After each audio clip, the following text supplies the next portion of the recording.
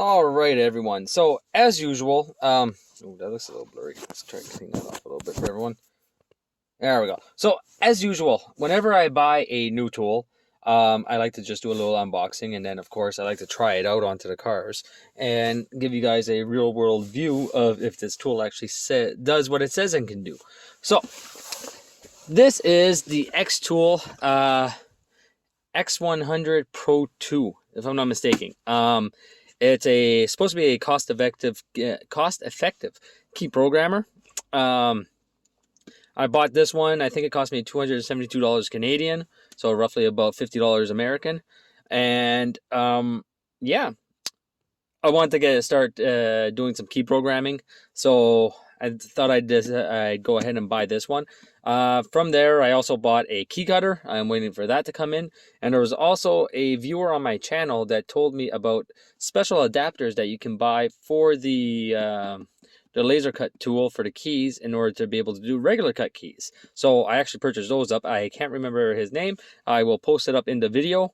And I just want to say a big thank you to that viewer because it saved me from buying another machine, pretty much. So with that being said, we're going to get into this tool real quick. I already opened it up. I haven't done the an update or anything to the tool yet. It's straight out of the box. So it's going to be pretty rough. It might do some things. It might not do some things. There might be some things that mess up. But we're going to check it as we go. So all in all, in this video, all I want to do is a quick unboxing. After the quick unboxing, what I'm going to do is do a program installation onto the computer and do another video on how to update this tool. And then after the tool is all updated, then I'm going to go onto the cars and see if we can get some programming done, read some pin codes and things around there. So yeah, that's what we're going to do right now. I'm going to just do a quick unboxing, and then in part 2, we're going to go and update, and then part 3, we're going to test the tool out onto the vehicles. All right, so without further ado, as they say, let's get this started. I am in the car right now, so this guy might just slide around. Oh, try post him up. So, very simply, we have our connection cable. All right. With the connection cable, has the OBD2. Like I said, I just threw it on.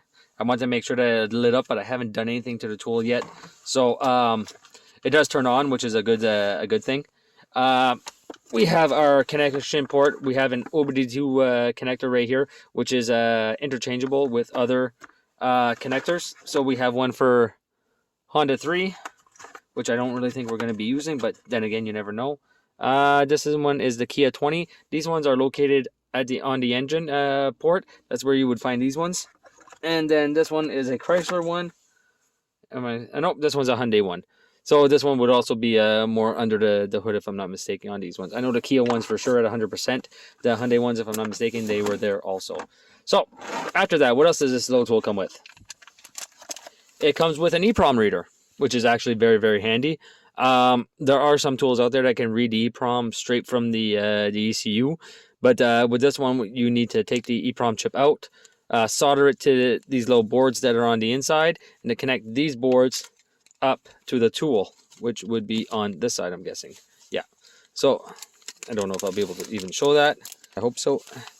So there's the connector where those little boards would hook up, and you just take and solder your EPROM chips to the boards. All right. I actually have some spare keys, so we are actually going to be doing that. We're going to rip the EPROM chips off of them, and we're going to read the codes that are out of them. Hopefully it works. I have never done that before, but it'd be good practice. So we got that. After that, the tool comes also with a USB cable. That USB cable is actually in the house because when I opened this up, I kind of took it out and I forgot to bring it back. It comes with a US standard plug, and if that doesn't work, well, you can always charge it by USB also by using the adapting plug that comes with it. And this also changes to a Europe plug, if I'm not mistaken, on this one. Yeah. All right. So, and when I think that one's a 220, and then we have the European style plug that is over here. So, all in all, that is what this tool comes with. I know that the tool power is on, but like I said, I don't want to go over anything until I actually do the update to the tool. And then from there, we're going to take and we are going to go through all the functions of the tool, test out some of those functions, and see if the tool is really worth $300. So, hope you guys enjoyed the little unboxing, and stay tuned for part 2 and part 3.